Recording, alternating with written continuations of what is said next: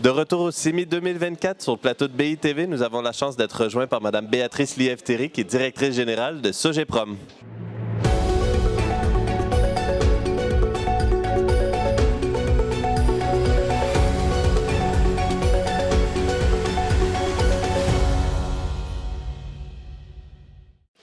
Béatrice Lièvre-Théry, merci d'être avec nous sur le plateau de BITV. Bonjour Luc-Étienne, merci de votre invitation. Pour commencer, Béatrice, j'ai envie de revenir sur une interview qu'on avait fait ensemble au courant de l'été. Si tu me permets de te citer, on parlait à l'époque, si tu te souviens bien, du contexte un peu tendu, on peut peut-être même enlever le un peu, pour le secteur de la promotion immobilière. Et puis à l'été, vous nous disiez, il faut arriver à complètement changer nos manières de travailler dans toute la filière de production du logement. J'ai envie de vous demander justement, à la lumière des enseignements de l'année 2024, quelle forme prend cette transformation chez Sogeprom? Oui, c'est dur à dire, je sais. Le point de départ, c'est la constatation que ce qu'on produit est manifestement trop cher pour les acquéreurs potentiels compte tenu de la hausse des taux, etc. Et donc, il faut qu'on arrive à faire baisser nos coûts de construction. Et donc, comment est-ce qu'on fait ça? C'est pas facile. Si c'était facile, ce serait fait depuis longtemps, sans doute. Oui.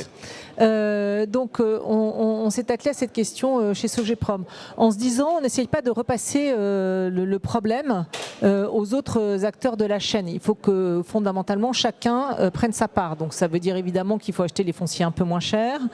Ça veut dire qu'il faut concevoir de manière beaucoup plus efficace les bâtiments pour qu'ils soient moins chers. Et ça, ça paraît simple et évident comme ça. C'est pas si facile que ça à faire pour vraiment avoir à nouveau des réflexes de conception, se remettre sur les plans à plusieurs reprises et être sûr que le permis de construire qu'on va déposer, c'est le bon permis de construire. Parce que la spécialité dans les années précédentes, c'était de se dépêcher de déposer un permis de construire pour un certain nombre de contraintes. Et puis après, on l'obtenait, on faisait faire le chiffrage par les entreprises. Et là, patatras, c'est trop cher. Et donc, on faisait un permis de construire modificatif. Et là, on est reparti pour un tour. Et en fait, ça passait parce que les taux étaient très peu chers. Et comme chacun sait, le temps, c'est de l'argent. Et maintenant, c'est beaucoup d'argent. Et donc, il faut remettre beaucoup plus de rigueur. C'est du bon sens que je vous dis, en fait. On n'a pas réinventé l'eau chaude. Mais c'est très impactant parce que si par exemple on se dit on va faire plus de hors-site parce que c'est un moyen d'industrialiser ce qu'on produit et ça coûtera moins cher, eh bien ça suppose de travailler totalement différemment avec les architectes. C'est sûr qu'on est plus prescriptif vis-à-vis de nos architectes. Et ça ne veut pas dire qu'on renonce à un geste architectural, ça veut dire qu'il faut qu'on fasse un geste architectural qui soit rationnel. Oui. Et ça change un peu dans la manière de travailler. Ensuite, ça veut dire qu'il faut qu'on soit beaucoup plus rigoureux dans la gestion du chantier.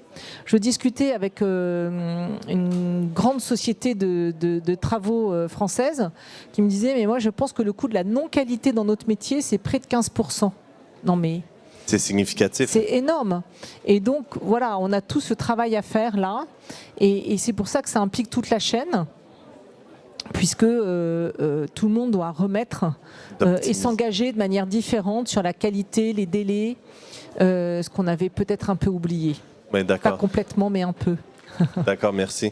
Je me permets aussi de revenir sur un moment marquant de l'année pour Sogeprom. Vous avez, de l'année des dernières années, ouais. Vous avez participé à l'effort olympique avec la construction, une participation à la construction du village des médias. Ouais. Les Jeux olympiques sont passés, mais le bâti reste. Si j'ai bien compris, l'opération passe maintenant en phase héritage. Quelle est votre feuille de route justement pour cette partie? En quoi ça consiste? Qu'est-ce qu'il vous reste à faire en quelque sorte? Alors, je voudrais redire que, parce que j'ai lu l'inverse dans la presse, et je me suis dit, c'est pas possible. Pas chez vous, non, pas chez vous.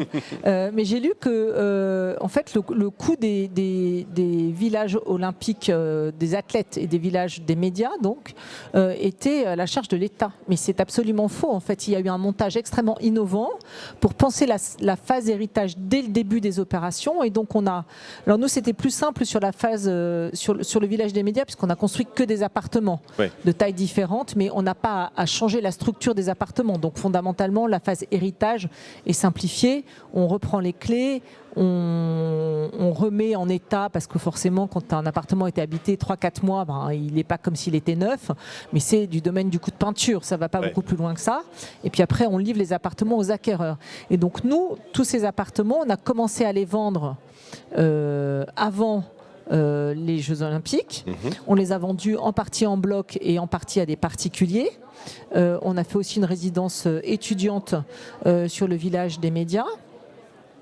Donc là, on reprend possession de l'ensemble de ces biens, on remet le coup de peinture et voilà les quelques réparations qu'il y a à faire pour les remettre en état parfaitement neuf, et on les livre à nos clients. Et puis dans le même temps, on continue à les vendre puisqu'on n'avait pas fini la commercialisation de la partie résidentielle, et on est absolument ravis de la commercialisation, parce que je vous engage à y aller. C'est un très beau programme, très qualitatif, à la fois dans la qualité des immeubles, dans les espaces extérieurs. Il y a eu un très beau travail collaboratif avec les équipes de la Solidéo pour vraiment faire un ensemble qui est vraiment très beau et qui sera, je n'en doute pas, très agréable à vivre.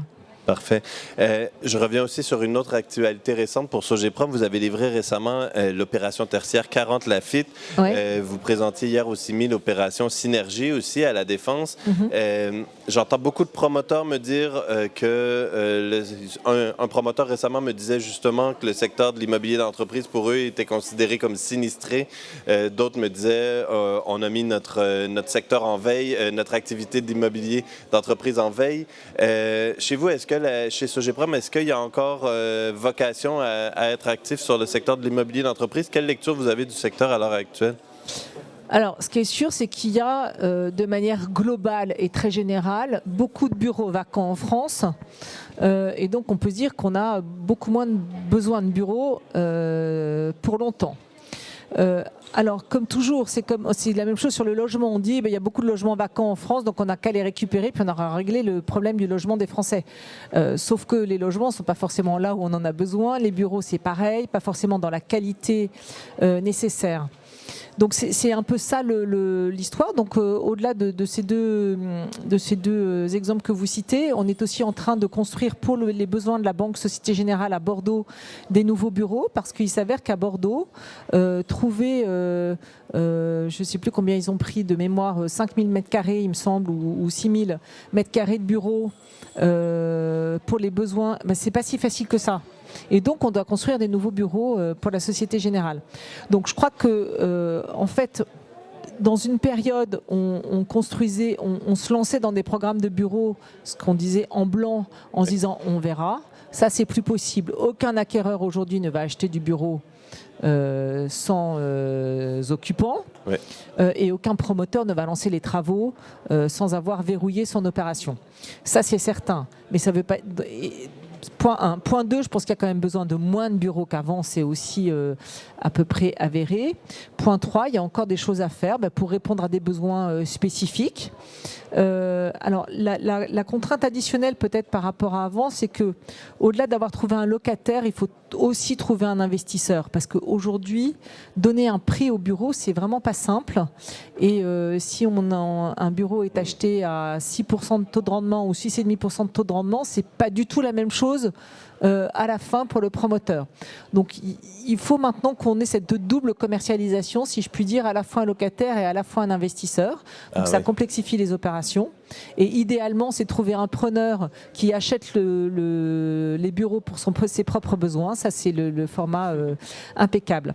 Ensuite, ce qui change aussi, c'est les modalités d'intervention des promoteurs. On intervient beaucoup plus en CPI.